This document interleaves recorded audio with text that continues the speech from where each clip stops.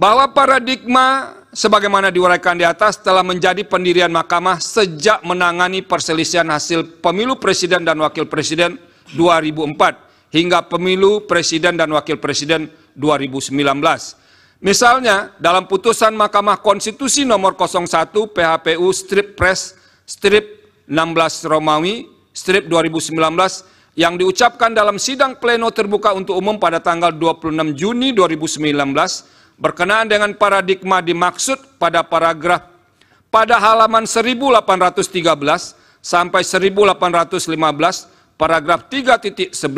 putusan aku Mahkamah antara lain mempertimbangkan sebagai berikut dan seterusnya dianggap diucapkan. Berdasarkan pertimbangan hukum dan kutipan putusan di atas, telah jelas bahwa Mahkamah dalam melaksanakan kewenangan sebagaimana dimaksud dalam pasal 24C ayat 1 Undang-Undang Dasar 1945 tidak hanya sebatas mengadili angka-angka atau hasil rekapitulasi penghitungan suara, tetapi juga dapat menilai hal-hal lain yang berkaitan dengan tahapan pemilu berkenaan dengan penetapan suara sah hasil pemilu.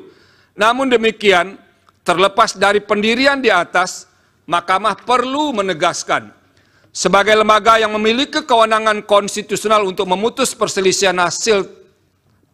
tentang hasil pemilihan umum sebagaimana termaktub dalam pasal 24C ayat 1 Undang-Undang Dasar 1945 sebenarnya tidak tepat dan tidak pada tempatnya apabila Mahkamah dijadikan tumpuan untuk menyelesaikan semua masalah yang terjadi selama penyelenggaraan tahapan pemilu. Apabila tetap diposisikan untuk menilai hal-hal lain, sama saja dengan menempatkan Mahkamah sebagai keranjang sampah untuk menyelesaikan semua masalah yang berkaitan dengan pemilu di Indonesia.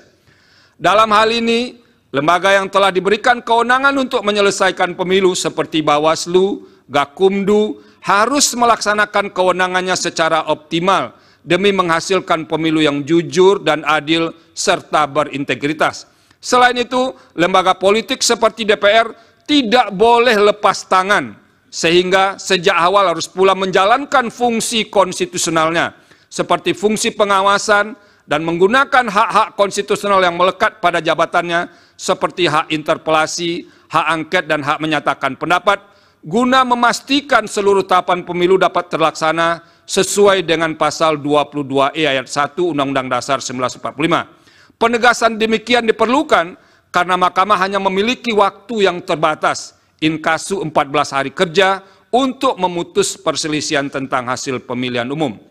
Download Tribun X sekarang, menghadirkan lokal menjadi Indonesia.